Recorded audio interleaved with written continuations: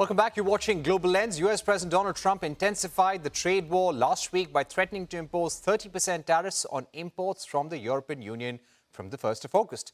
European Commission President Ursula von der Leyen said the EU is prepared to take the necessary steps to safeguard its interests. However, the bloc delayed its retaliatory tariffs on US exports, which are set to come into effect this week, putting tariffs of $100 billion on standby. EU Trade Chief Maros Sefcovic warned that EU's trade with US could be effectively wiped out if Trump follows through on his threat. His comments came as EU trade ministers met in Brussels for urgent talks on how to respond to the US. But why are the trade ties between the two significant? US and European Union have the largest bilateral trade and investment relationship in the world. Together, they represent almost 30% of global trade in goods and services and 43% of global GDP. In 2024 alone, the value of trade amounted to $1.9 trillion. The total goods trade between EU and US rose to more than $1 trillion, nearly doubling in value in 10 years. Meanwhile, the bloc's total trade surplus with the US stood at $58 billion in 2024. That's less than 3% of total bilateral trade. To delve further into the trade ties between the US and European Union, joining me now on the program is economist Jacob Kirkegaard, who's also a senior fellow at Bruegel, which is a European think tank. Thank you very much, Jacob, for joining us. What are EU's options really at this stage? Well, I have to admit, I think they're quite bleak. The reality is that the EU tried very, very hard to find a deal and to basically avoid the original 20% tariffs that Trump announced on April 2nd. They say that they were close to negotiating a deal with USTR and Commerce Secretary Lutnick, but also that this deal, when it came to the White House and was presented to Donald Trump, basically was dismissed. Rather, of course, as we know, Donald Trump issued the EU with a threat of 30% tariffs, meaning 10% more than what the EU was originally threatened with on April 2nd, basically leaving the EU with a clear impression that their attempt to negotiate a deal was viewed as weakness by Donald Trump, and he simply is trying to press the advantage and give them an even harder deal. So what this means is, since I consider it very, very unlikely that Donald Trump is going to sort of dial down his tariffs threats, he's only done that twice so far, against Canada and against China, of course.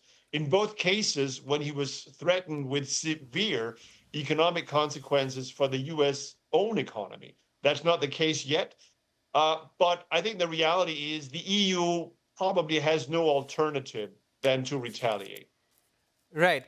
And if Donald Trump were to follow through on his threat of 35% tariffs, what will that do to the European economy, inflation, growth, and exports, considering they are the largest trading partners in the world? Well, there's no doubt that this will hurt the European economy. I think, depending on how you model it, but I think a good estimate is probably that European growth would drop by 0.5 percentage point of GDP in 2025 and 2026. That's about half, meaning that it will be cut from about 1% to about 0.5 percentage point for this year. So no, this is a significant impact. But at the same time, I think we should also be clear, it's not the end of the world for the European Union. What it would mean is that a number of European businesses would undoubtedly receive various types of state aid.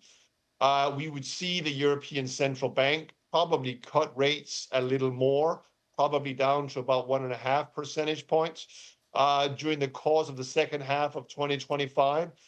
So it would hurt, but it would not, in my opinion, tilt the EU economy into recession, nor would it amount to the type of existential threat to Europe that the Russian invasion of Ukraine amounts to.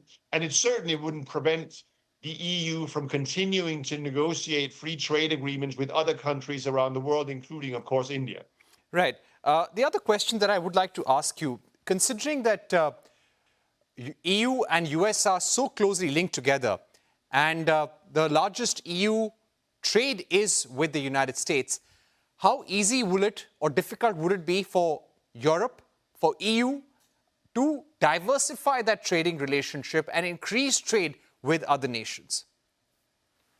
Oh, it would be quite difficult. As you mentioned, the US is a very large economy, obviously, and the existing relationship is very, very close. It would not, however, be impossible, but it would certainly require that the EU strike a lot of new free trade agreements. They've just done one with Latin America or the Mercosur group. They're obviously negotiating with India, the Indian government at the moment. Over the weekend, we heard that political agreement was struck with Indonesia. But we also know that these types of trade agreements take typically, even when they are agreed, a number of years to be fully phased in.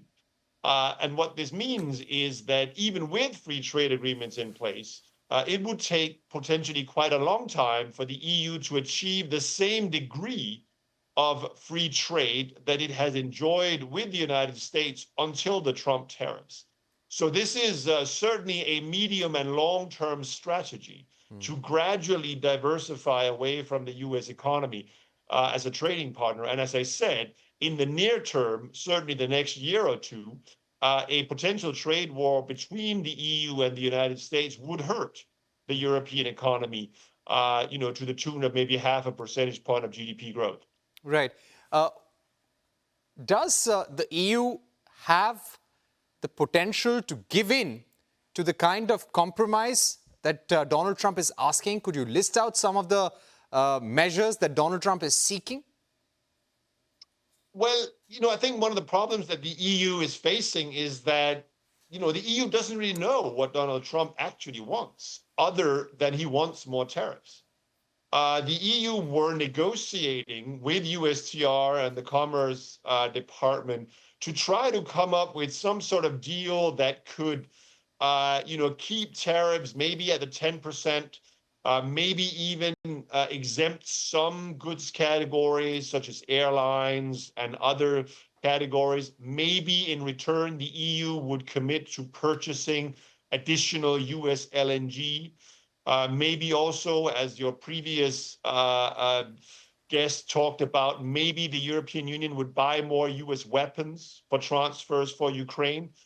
So there were a number of things that the EU were trying to placate Donald Trump with. What the EU will not do is to change EU regulation on food security, auto safety standards, value-added tax levels, and some of these other alleged non-tariff barriers that Donald Trump has expressed his dissatisfaction with. And certainly what the EU will not accept is, a starting point of 30% tariffs. Right. The reality is that the EU and the US are economies that certainly in trading terms are roughly the same. And with two such economies, typically tariffs will go up together and then maybe in the future come down together again. But as I said, fundamentally, it's unclear what Donald Trump actually wants from this relationship other than more tariffs. Right. Do you feel that this ongoing and continuous trade uncertainty with the United States may make the EU try and have a deal faster with India? Oh, I don't think there's any doubt about that.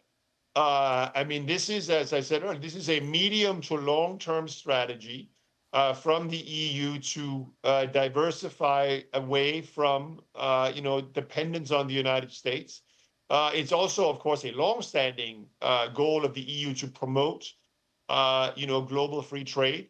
And I think the EU also wants to, by negotiating with India, they want to set an example that actually, irrespective of the kind of, WTO non-compliant actions that we see almost on a daily basis from the Trump administration, countries can actually continue to, trade and liberalize their trade based on a predictable rules-based process, which is what the EU and India are trying to achieve. Right. Jacob Kirkegaard, thank you very much for joining us. Definitely very uncertain times. We're also facing a lot of trade uncertainty here in India. Hopefully, there will be some clarity on the trade deal between India and the United States as well, and India and European Union to too. Let's move on. And before we wrap,